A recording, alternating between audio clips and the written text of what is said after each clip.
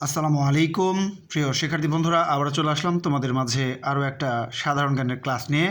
আজকের এই ক্লাসে আমরা জাতীয় সংসদ ভবন সম্পর্কে জানব। বাংলাদেশের জাতীয় সংসদ ভবনের চিত্র বা ছবি তোমরা দেখতেই পারছো স্ক্রিনে। যাই হোক, এই জাতীয় সংসদ ভবন সম্পর্কে আমরা এখন গুরুত্বপূর্ণ তথ্য জানব। জাতীয় সংসদ ভবনের অবস্থান হচ্ছে ঢাকার শের-ই-বাংলা নগরে। তোমরা যারা হয়তো ঢাকার শের-ই-বাংলা নগরে গিয়েছো, তোমরা কিন্তু এই জাতীয় সংসদ ভবনটা দেখেছ। জাতীয় সংসদ ভবনের স্থপতি প্রখ্যাত মার্কিন স্থপতি লুই আই কান। যদি কখনো কেউ জিজ্ঞেস করে যে ভাই এই জাতীয় সংসদ ভবনের স্থপতি কে, তাহলে উত্তর দিবে প্রখ্যাত মার্কিন স্থপতি লুই আই কান। এর নির্মাণ কাজ শুরু হয় 1961 সালে, উদ্বোধন করা হয় 1982 সালে। উদ্বোধন করেন তৎকালীন রাষ্ট্রপতি আব্দুস সাত্তার। সংসদ ভবন এলাকার আয়তন 215 একর।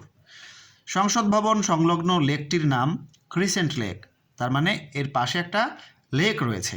ঠিক আছে, এরপর দেখো, বর্তমান সংসদ ভবনের পূর্বে পূর্ব বাংলার আইনসভা হিসেবে ব্যবহৃত হতো ঢাকা বিশ্ববিদ্যালয়ের জগন্নাথ হল। স্থাপত্য উৎকর্ষের জন্য আগা খান পুরস্কার লাভ করে 1989 সালে। বাংলাদেশের জাতীয় সংসদ এক কক্ষ বিশিষ্ট। বাংলাদেশের জাতীয় সংসদ কত কক্ষ বিশিষ্ট? এক কক্ষ বিশিষ্ট। বাংলাদেশের জাতীয় সংসদের প্রতীক কিন্তু শাপলা ফুল। এরপরে দেখো, এ পর্যন্ত বিদেশি রাষ্ট্রপ্রধান হিসেবে জাতীয় সংসদে বক্তৃতা করেছেন দুজন। প্রথম হচ্ছে যুগোস্লাভিয়ার প্রেসিডেন্ট মার্শাল জোসেফ টিটো 1974 সালে, আর দ্বিতীয় হচ্ছে ভারতের প্রেসিডেন্ট ভিভি গিরি 1974 সালে। তো শিক্ষার্থী বন্ধুরা, এই ছোট্ট সাধারণ জ্ঞানটির ক্লাস এখানে শেষ হচ্ছে। ভালো লাগলে একটি লাইক দিয়ে দিও, পারলে বন্ধুদের মাঝে একটু শেয়ার করে দিও। গুরুত্বপূর্ণ তথ্যগুলো কিন্তু অবশ্যই মনে রাখতে হবে। ঠিক আছে, আমরা কিন্তু অনেকেই জানি না যে জাতীয় সংসদ ভবনটা আসলে কোথায় অবস্থিত।